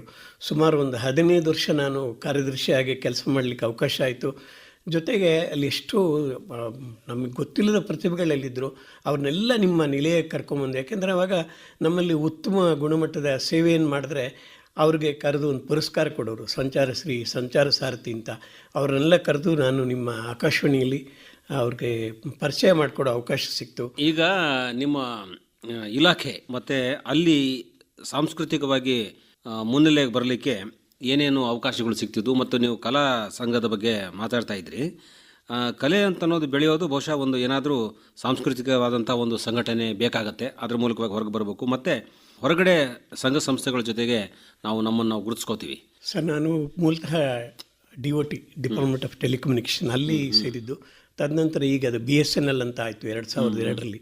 ನಾನು BSNL ಸುಮಾರು 40 ವರ್ಷ ಕೆಲಸ ಮಾಡಿದ್ದೀನಿ. ನನಗೆ ಸುದೀರ್ಘವಾದ ಸೇವೆ BSNL ಮಾಡಲಿಕ್ಕೆ ಒಂದು ಅವಕಾಶ ಆಯಿತು. ನಮ್ಮ ಕನ್ನಡ ಕಲಾ ಸಂಘದಲ್ಲಿ ಹಲವಾರು ರೀತಿ ತೊಡಗಿಸ್ಕೊಂಡಿದ್ದೀನಿ 15 ವರ್ಷಕ್ಕೆ. ಆಮೇಲೆ ಮನರಂಜನಾ ಕೂಟ ಇತ್ತು, ಸಾಕಷ್ಟು ಸದಸ್ಯರಲ್ಲಿ ಬಹಳಷ್ಟು ಕಾರ್ಯಕ್ರಮಗಳನ್ನ ನಾವು ಮಾಡಿದ್ವಿ. ಪ್ರತಿ ವರ್ಷ ತಪ್ಪದೆ ರಾಜ್ಯೋತ್ಸವ ಮಾಡ್ತಾ ಇದ್ವಿ. ನಮ್ಮ ಶಾಲಾ ದಿನಗಳಲ್ಲಿ ನಾವು ಯಾವ ಹಿರಿಯ ಸಾಹಿತಿಗಳನ್ನ, ಕನ್ನಡದ ಕಲಾವಿದರನ್ನ, ನಟರನ್ನ ಕೇಳಿದ್ವೋ, ಅವ್ರ ಬಗ್ಗೆ ತಿಳ್ಕೊಂಡಿದ್ವೋ, ಅವರೆಲ್ಲರನ್ನೂ ಕೂಡ ನಾನು ನಮ್ಮ ಕಲಾ ಸಂಘದ ಕಾರ್ಯದರ್ಶಿ ಆದಾಗ ನಮ್ಮ ಪ್ರಮುಖರನ್ನ ನಾನು ಜ್ಞಾಪಿಸ್ಕೊಳ್ಳೋದು ಅಂತ ಹೇಳಿದ್ರೆ ನಮ್ಮ KS ಅಶ್ವಥ್ ಅವರು, ವಿನಯಾ ಪ್ರಸಾದ್, ಜಯಂತಿ, JK Srinivasa Murthy, GS Shivarudrappa, HS Venkatesh ಮೂರ್ತಿ, ನಿಸಾರ್ ಅಹಮದ್, ಕರೀಂ ಖಾನ್, ಗೊರೂರು ರಾಮಸ್ವಾಮಿ ಅಯ್ಯಂಗಾರ್, AS ಮೂರ್ತಿ ಅವರು ನಿಮ್ಮ ಆಕಾಶವಾಣಿಯ ಪ್ರಖ್ಯಾತ ಕಲಾವಿದರು. ಆಮೇಲೆ ಮಾಸ್ತಿ ವೆಂಕಟೇಶ್ ಅಯ್ಯಂಗಾರ್, HS ವೆಂಕಟೇಶ್ ಮೂರ್ತಿ, MN ವ್ಯಾಸರಾವ್, ನಾಗಾಭರಣ, BKS ವರ್ಮಾ, ಶಿವಮೊಗ್ಗ ಸುಬ್ಬಣ್ಣ, ಹೀಗೆ ಅನೇಕರನ್ನ ಕರೆಸಿ ನಾವು ನಮ್ಮ ಕಲಾ ಸಂಘದ ಮೂಲಕ ಗೌರವಿಸೋಕ್ಕೆ ಒಂದು ಅವಕಾಶ ಆಯಿತು. ಇದೆಲ್ಲ ನಾನು ಶಾಲಾ ದಿನಗಳಲ್ಲಿ ಅವ್ರ ಹೆಸರನ್ನು ಕೇಳಿದ್ದೆ ಅಷ್ಟೇ. ಇಲ್ಲಿ ಬಂದು ಅವರನ್ನು ನಮ್ಮ ವೇದಿಕೆಯಲ್ಲಿ ಗೌರವಿಸುವುದು ಅಂತ ಹೇಳಿದ್ರೆ ಅದು ನಮಗೆ ಒದಗಿ ಬಂದ ಸೌಭಾಗ್ಯ. ಜೊತೆಗೆ ನಮ್ಮ ಸಂಘದ ಸದಸ್ಯರು ನಮಗೆ ನೀಡಿದ ಸಹಕಾರದ ಫಲಶ್ರುತಿ ಅಂತ ನಾನು ಪರಿಭಾವಿಸ್ತೀನಿ. ಪುಣ್ಯವಂತರೇ ಅನ್ಬೇಕು. ಯಾಕಂದರೆ ತಾವು ಹಿರಿಯರು ಹೌದು, ಮತ್ತು ಆ ಕಾಲದಲ್ಲಿ ಇದ್ದಂತಹ ಸಾಹಿತಿಗಳು ಅನೇಕ ಸಂಘ ಸಂಸ್ಥೆಗಳ ಕಾರ್ಯಕ್ರಮಗಳಲ್ಲಿ ಭಾಗಿಯಾಗ್ತಾ ಇದ್ರು ಅಂತ ಅನ್ನೋದು ಇಲ್ಲಿ ವೇದ್ಯ ಆಗುತ್ತೆ. ಇಲ್ಲಿ ನಿಮ್ಮ ಸಂಘದ ಚಟುವಟಿಕೆಗಳು ತುಂಬ ಚುರುಕಾಗಿದ್ವು ಅಂತೇಳಿ ಗೊತ್ತಾಗುತ್ತೆ. ಯಾಕಂದರೆ ಒಬ್ಬ ಸಾಹಿತಿ ಆಯಿತು ನಿಮ್ಮ ಕಾರ್ಯಕ್ರಮದಲ್ಲಿ ನಾನು ಭಾಗವಹಿಸ್ತೇನೆ ಅಂತ ಒಪ್ಕೋಬೇಕಂದ್ರೆ ಅಲ್ಲಿ ಇರೋವಂಥ ಸಂಘಟನೆ, ಅಲ್ಲಿರೋವಂಥ ವ್ಯವಸ್ಥೆಗಳ ಕಡೆನೂ ಕೂಡ ಅವರು ಗಮನ ನೀಡ್ತಾರೆ. ಸಾಹಿತಿಗಳು ಮತ್ತು ಅನೇಕ ಸಂಗೀತಗಾರರಾಗಿರ್ಬೋದು, ದೊಡ್ಡ ದೊಡ್ಡ ವ್ಯಕ್ತಿಗಳು ತುಂಬ ಸರಳವಾಗಿರ್ತಾರೆ. ಆ ಸರಳತೆ ಉದಾಹರಣೆಗಳು ಏನಾದರೂ ಇದೆಯಾ? ನೀವು ಬಹಳ ಒಳ್ಳೆ, ನನ್ನ ಮನಸ್ಸಲ್ಲಿ ಏನು ಮಿಡಿತಾ ಇತ್ತೋ ಅದ್ರ ಬಗ್ಗೆ ನೀವು ಸೂಕ್ಷ್ಮವಾಗಿ ಹೇಳಿದ್ರಿ. ನಾನು ಅದ್ರ ಬಗ್ಗೆನೇ ತಮಗೆ ಉಲ್ಲೇಖ ಮಾಡೋಣ ಅಂತ ಹೇಳಿದೆ. ನಿಜವಾಗ್ಲೂ ನೀವು ಕೇಳಿದಾಗೆ ಕಲಾವಿದರಾಗ್ಬೋದು, ಸಾಹಿತ್ಯಗಳಾಗ್ಬೋದು, ಏನಪ್ಪ ಇವರೆಲ್ಲ ಜನಸಾಮಾನ್ಯರ ಕೈಗೆ ಸಿಗೋದೇ ಇಲ್ವೇನೋ, ಇವರು ನಾವು ಇವ್ರನ್ನ ವೈಯಕ್ತಿಕವಾಗಿ ಭೇಟಿ ಆಗ್ಲಿಕ್ಕೆ ಸಾಧ್ಯನೇ ಇಲ್ವೇನೋ ಅನ್ನೋ ಒಂದು ಪರಿಸ್ಥಿತಿ ನಿರ್ಮಾಣ ಆಗಿರುತ್ತೆ. ಅದು ಬಹುಶಃ ನಮ್ಮ ಕಲ್ಪನೆ ಅಂತ ನಾನು ಅನ್ಕೊಂತೀನಿ. KS ಅಶ್ವಥ್ ಅವರು ಮೈಸೂರಲ್ಲಿದ್ದರು ನೋಡಿ, ಅವರು ನಮ್ಮ ಕಾರ್ಯಕ್ರಮಕ್ಕೆ ಬಂದರು. ಜೊತೆಗೆ ತಾವು ಕೇಳಿದ್ದು ಪ್ರಶ್ನೆ ಬಹಳ ಚೆನ್ನಾಗಿದೆ. ಅವರು ಕಲಾವಿದರು ನಮಗೆ ಯಾವ ರೀತಿ ಬದುಕಿನ ಪಾಠಗಳನ್ನ ಕಲಿಸ್ಕೊಡ್ತಾರೆ, ಅವರಿಂದ ನಾವೇನು ಕಲಿಬೇಕಾಗತ್ತೆ, ಏನು ನಮ್ಮ ಜೀವನದಲ್ಲಿ ಪಾಲಿಸ್ಬೇಕಾಗತ್ತೆ ಅನ್ನೋದಕ್ಕೆ ನಾನು ನಮ್ಮ ಕಲಾ ಸಂಘದಲ್ಲಿ ಸನ್ಮಾನ ಮಾಡಿದ ಕೆಲವ್ರದ್ದು ನಡತೆಗಳನ್ನ ತಿಳ್ಕೊಂಡಾಗ ನಮ್ಮ ಜೀವನದಲ್ಲಿ ನಾವು ಅಳವಡಿಸ್ಕೊಂಡ್ವಿ. ನಮ್ಮ ಅಶ್ವಥ್ ಅವರು ನಮ್ಮ ಕಾರ್ಯಕ್ರಮಕ್ಕೆ ಬಂದರು. ನಮ್ಮ ಕಾರ್ಯಕ್ರಮ ಎಲ್ಲ ಮುಗಿದ ಮೇಲೆ ಅವ್ರಿಗೆ ನಾವು ಒಂದು ಸಹಾಯಧನ ಅಂತ ಕಲಾವಿದರು ನಮ್ಮ ಗೌರವಧನ ಅದರಲ್ಲಿ ನಾವು ಇವ್ರಿಗೆ ಒಂಚೂರು ಸಹಾಯಧನ ಕೊಟ್ಟಿವಿ. ಯಾಕೆಂದರೆ ಕಲಾವಿದರು ಪರಿಸ್ಥಿತಿ ಯಾವ ರೀತಿ ಇರುತ್ತೆ ಅಂತ ತಮಗೆ ಚೆನ್ನಾಗಿ ಗೊತ್ತಿರುತ್ತೆ. ಕೊಟ್ಟಾಗ ಅಶ್ವಥ್ ಅವ್ರು ಮಾಡಿದ್ದೇನೆಂದರೆ, ನಾವೇನೋ ಅವ್ರಿಗೆ ಸಹಾಯಧನ ಅಂತ ಕವರಲ್ಲಿ ಹಾಕಿಕೊಟ್ರೆ ಅದನ್ನು ತೆಗೆದುಬಿಟ್ಟು ಅವರು ಸೆಕೆಂಡ್ ಕ್ಲಾಸ್ ಟ್ರೈನಲ್ಲಿ ಬಂದಿದ್ದರು. ಸೆಕೆಂಡ್ ಕ್ಲಾಸ್ ಟ್ರೈನ್ ಫೇರು ಮತ್ತು ಇಲ್ಲಿ ನಮ್ಮ ಗಾಂಧಿನಗರ ಒಂದು ಹೋಟೆಲ್, ಜನಾರ್ದನ್ ಹೋಟೆಲ್ ಅದೇನು ಅಲ್ಲಿ ಉಳ್ಕೊಂಡಿದ್ರು ಒಂದು ಹಾಫ್ ಡೇ. ಅಷ್ಟು ಅವ್ರದ್ದು ಚಾರ್ಜಸ್ ತೊಗೊಂಡು ಇನ್ನು ಬಾಕಿ ದಿನ ಕಲಾಸಂಘಕ್ಕೆ ವಾಪಸ್ ಕೊಟ್ಟರು. ನಿಮ್ಮ ಕಲಾಸಂಘದ ಸಾಕಷ್ಟು ಪುಸ್ತಕಗಳಿದೆ, ಇನ್ನಷ್ಟು ಪುಸ್ತಕಗಳನ್ನ ಖರೀದಿ ಮಾಡಿ ಗ್ರಂಥಾಲಯ ಸಂಗ್ರಹಣೆ ಮಾಡಿ ಅಂತ ಹೇಳಿದರು. ಅಂದರೆ ಅವರು ಪ್ರಮುಖ ಧ್ಯೇಯ ಏನಿತ್ತಂದರೆ, ನಾನು ಕಲಾವಿದ ಅಂದ್ಬಿಟ್ಟು ನೀವು ಕರೆಸಿ ಇಲ್ಲಿ ನನಗೆ ಒಂದು ಸನ್ಮಾನ ಮಾಡಿದ್ದೀರಾ, ಗೌರವ ಕೊಟ್ಟಿದ್ದೀರಾ, ಅದು ನನಗೆ ಕೋಟಿ ರೂಪಾಯಿ ಕೊಟ್ಟಷ್ಟು ಸಂತೋಷ ಆಗುತ್ತೆ ಅಂತ ಹೇಳಿದ್ರು. ನಿಜ. ನಾವು ಅನೇಕ ಘಟನೆಗಳನ್ನು ಅವ್ರ ಬಗೆಗಿನ ಒಂದು ಸರಳತೆ, ಅನೇಕ ಕಥೆಗಳನ್ನು ಕೇಳಿದ್ವಿ. ಇವತ್ತು ನೀವು ನೇರವಾಗಿ ಅನುಭವಿಸಿದ್ದ ಒಂದು ಕಥೆಯನ್ನ ತಾವು ಅವಕಾಶ ಮಾಡಿಕೊಡ್ತಿಲ್ಲ ಸರ್, ಆಕಾಶವಾಣಿ ಅವಕಾಶ ಮಾಡಿಕೊಡ್ತು. ಅದೇ ರೀತಿ ನಾನು ನಮ್ಮ ಗುರು ರಾಮಸ್ವಾಮಿ ಅವ್ರನ್ನ ಕರ್ಕೊಂಡು ಹೋದ್ವಿ. ಅವ್ರನ್ನ ಸ್ವಾಗತ ಮಾಡಲಿಕ್ಕೆ ನಾನೇ ಅವ್ರ ಮನೆಗೆ ಹೋದೆ. ಅವರಿಲ್ಲೇ ರಾಜಾಜಿನಗರಲ್ಲಿದ್ದರು. ಯಾವುದೋ ಒಂದು ಅಚಾತುರ್ಯದಿಂದ ವೆಹಿಕಲ್ ಬರಲಿಲ್ಲ. ನಾನು ಸ್ವಲ್ಪ ಒದ್ದಾಡ್ತಿದ್ದೆ ಅವ್ರ ಮನೆ ಮುಂದೆ. ಯಾಕೆ ನೀವು ಚಡ್ಪಡಿಸ್ತಾ ಇದ್ದೀರಾ ಅಂದರು. ಇಲ್ಲ ಸರ್, ನಮ್ಮ ಆಫೀಸಿದ್ದು ಇದು ವೆಹಿಕಲ್ ಬರಬೇಕಾಗಿತ್ತು, ಬರ್ತಾ ಇಲ್ಲ, ಸ್ವಲ್ಪ ಲೇಟ್ ಆಗ್ಬೋದು, ಬೇರೆ ಯಾರಿಗೂ ಕಾರಿಗೆ ಟ್ರೈ ಮಾಡ್ತಿದ್ದೀನಿ. ಏನು ಯೋಚನೆ ಮಾಡಬೇಡಿ, ಆಟೋಕ್ಕೆ ಬುಕ್ ಮಾಡಿ ಬರ್ತೀನಿ. ಬಹಳ ಹಿರಿಯ ಚೇತನ ಅವರು ನೋಡಿ. ನಾನು ಅವ್ರನ್ನ ಆಹ್ವಾನಿಸಿದಾಗಲೇ ಅವ್ರಿಗೆ 80-83 ವರ್ಷ ಆಗಿತ್ತು ಅಂತ ಅನಿಸುತ್ತೆ. ಆಟೋಲ್ಲಿ ಹೋಗೋಣ ಅಂತ ಹೇಳಿದ್ರು. ಅವ್ರ ಜೊತೆಯಲ್ಲಿ ಆಟೋಲ್ಲಿ ಬಂದೆ. ಎಷ್ಟು ಸರಳತೆ ನೋಡಿ ಸರ್. ಆ ಸರಳತೆಯೆಲ್ಲ ನಾನು ನನ್ನ ಬದುಕಿನಲ್ಲಿ ರೂಢಿಸ್ಕೊಂಡೆ. ಅವ್ರು ಬರೋವಾಗ ಒಂದು ಮಾತು ಹೇಳಿದರು, ಹರಿಶಂಕರ್, ಯಾರೇ ಯಾವುದೇ ಕಾರ್ಯಕ್ರಮ ಮಾಡ್ತಾರೆ, ಕೆಲವು ಅನಿವಾರ್ಯ ಸಂದರ್ಭಗಳಲ್ಲಿ ಅವ್ರ ಕಾರ್ಯಕ್ರಮ ಮಾಡಲಿಕ್ಕಾಗಲ್ಲ. ಆವಾಗ ಸರ್ ಏನೋ ಅತಾಚುರ್ಯ ಆಗಿದೆ, ನಾವು ಕಾರ್ಯಕ್ರಮ ಮಾಡ್ತಾ ಇಲ್ಲ ಅಂತ ಹೇಳೋದನ್ನು ಮರಿತಾ ಇದ್ರು. ಆದರೆ ನಾನು ಹೋಗ್ಬಿಟ್ಟು, ಯಾಕಪ್ಪ ನಿಮ್ಮ ಕಾರ್ಯಕ್ರಮ ರದ್ದಾಯಿತು, ಏನು ಕಾರಣ ಅಂತ ವೈಯಕ್ತಿಕವಾಗಿ ಕೇಳ್ತಾ ಇದ್ರು. ಯಾವ ಸಾಹಿತ್ಯಗಳಲ್ಲಿ ಸರ್ ಕೇಳಲ್ಲ. ನಮ್ಮ ಮಾಸ್ಟರ್ ವೆಂಕಟೇಶ್ ಅಯ್ಯಂಗಾರ್ ಅವರು ಅಲ್ಲೇ ಇದ್ದಿದ್ದು, ಗವಿಪುರಂ ಸೆಕೆಂಡ್ ಕ್ರಾಸಲ್ಲಿ. ಪ್ರತಿನಿತ್ಯ ಅವರು BP ವಾಡಿಗೆ ಹೋಗೋದು ಒಂದು ವಾಡಿಕೆ ಅವ್ರದ್ದು. ಪ್ರತಿನಿತ್ಯ ಒಂದು ನೀಳವಾದ ಬ್ಲೂ ಕೋಟ್ ಹಾಕ್ಕೊಂಡು, ಆ ಪಾಕೆಟ್ ತುಂಬ ಚಾಕ್ಲೇಟ್ ಇಟ್ಕೊಂಡು, ಕೋಲು ಉರ್ಕೊಂಡು ನಡ್ಕೊಂಡು ಹೋಗ್ಬೇಕಾದ್ರೆ ಮಕ್ಕಳು ಯಾರೇ ಅವ್ರ ಎದುರಿಗೆ ಬಂದರು ಅವ್ರಿಗೊಂದು ಚಾಕ್ಲೇಟ್ ಕೊಟ್ಟು ತಲೆ ಸವರಿಗೆ ಕಳಿಸ್ತಾ ಇದ್ರು ನೋಡಿ. ಅವೆಲ್ಲ ನಾವು ಕಣ್ಣಾರೆ ಕಾಣೋ ಒಂದು ಅವಕಾಶಗಳು ನಮ್ಗೆ ಸಿಕ್ಕಿರೋದು ಯಾವುದೋ ಪೂರ್ವಜನ್ಮದ ಸುಕೃತ ಅಂತ ನಾನು ನಿಜ.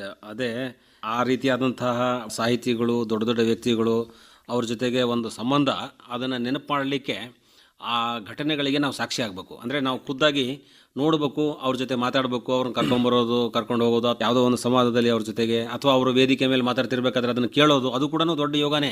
ಆಕಾಶವಾಣಿಯ ಕಾರ್ಯಕ್ರಮಗಳನ್ನು ಕೇಳಿದಾಗೂ ಕೂಡ ಇಂತಿಂಥ ಕಾರ್ಯಕ್ರಮ, ನಿಮ್ಮ ಕಾರ್ಯಕ್ರಮವನ್ನು ನಾವು ರೇಡಿಯೋದಲ್ಲಿ ಕೇಳಿದ್ವಿ ಅಂತೇಳಿ ಅವ್ರ ಜೊತೆಗೆ ಆ ಒಂದು ವಿಷಯವನ್ನು ಹಂಚ್ಕೊಂಡಾಗಲೂ ಕೂಡ ಬಹಳ ಸಂತೋಷ ಪಡ್ತಾರೆ. ಖಂಡಿತ. ಈ ನಾಟಕದಲ್ಲಿ ತಾವು ಭಾಗವಹಿಸಲಿಕ್ಕೆ ಶುರು ಮಾಡಿದ್ರಲ್ಲ, ಮೊದಲು ಯಾವ ನಾಟಕದಲ್ಲಿ ನೀವು ಭಾಗವಹಿಸಿದ್ರಿ, ನೆನಪಿದೆಯಾ? ಖಂಡಿತ ಸರ್, ಆಕಾಶವಾಣಿಯ ಹಲವಾರು ನಾಟಕಗಳಲ್ಲಿ ನಾನು ಭಾಗವಹಿಸಿದ್ದೀನಿ.